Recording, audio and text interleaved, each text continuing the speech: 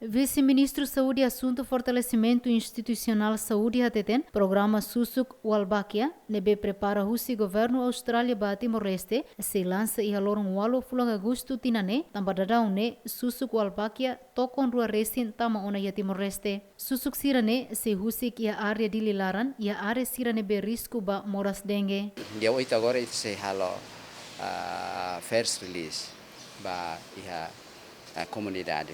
Mas bem, ita concentra iha largo lisidere, atunune tabele lança linha be first release ne ba comunidade. Mas ba iha suku hotu iha dililaran ne se iha ponto ser hotu para tabele release susuk adulto sirne ba iha ne ba susuk adulto sirne se husik dala ruanul, dala ida se husik mais de 2 milhões de susuk adulto makita se husik, depois se husik dala rua nulo.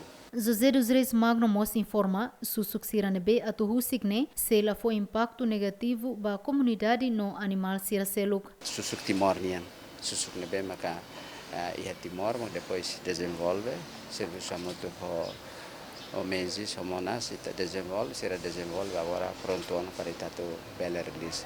Ela foi impacto negativo da ba itania comunidade no mos ba animal ser selo. E a fatin hanesan Menezer Walbakia e Timor-Leste mos esclarece, a Austrália se suporta na fatin governo Timor-Leste li husi Ministério Saúde, o de halo preparação ba programa Walbakia, li husi fase preparação ba equipamento no halau campanha nacional, atu forranoin ba comunidade ho de compreende de diak, molok husik susuk Walbakia ne. Programa ne único de utuan, tama comunidade tem que aceitar o comunidade tem que compreender de diak método ne molok de husik susuk. Então depois a parte comunicação nian, parte entomologia nian, parte técnica, serviço muito halo preparação, optimização, da assegura e tem fatin ser laboratório tolo he kotor ne bem imaharene, e temperatura ne optimize katak ne temperatura ne hatan ba necessidades também tá aqui susuk tolung to adulto hene. Implementação susuk Walbakia ne la os atukar susuk ida ho de caben ho susuk seluk, mas be se husik susuk Walbakia ne iha railaran, depois susuk ne naturalmente se caben fali ho susuk sirane be makiha. Fati ne be atu husik susuk sirane makanesan suku Komoro, suku Madohi nomos Veracruz.